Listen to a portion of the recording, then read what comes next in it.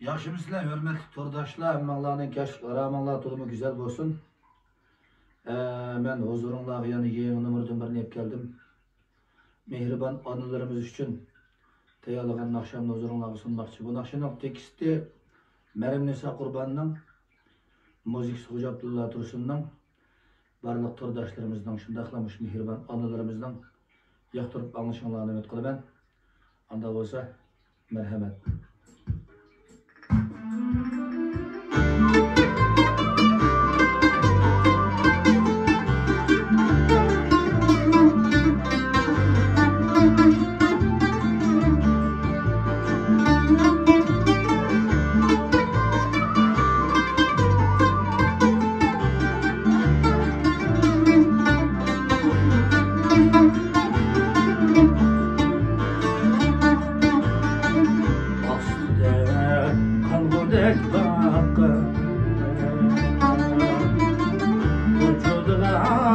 Haber tolgay Aslı'da Angudek baba Vücuduna haber tolgay Can oğlum dep pervane bulgay Hatta dağılım anna mihriban Can balam dep pervane bulgay Kadir dağılım anam mihriban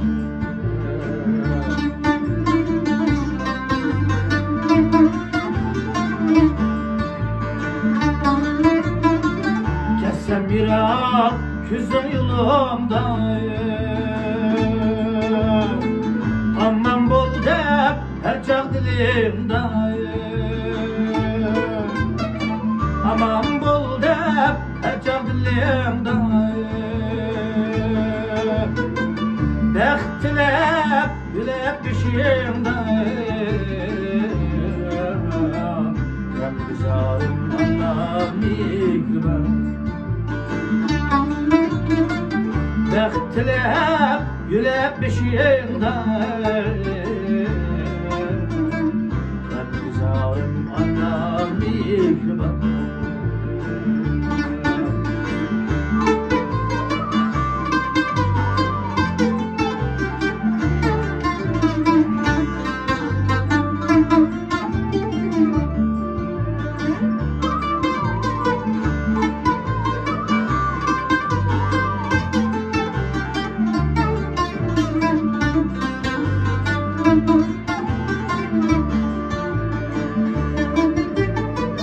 Kirsetken hem kulum kaya Sancılarken anam gözge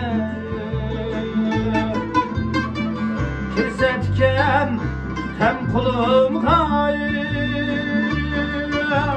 Sancılarken anam gözge Perzent üçün sokar yürgin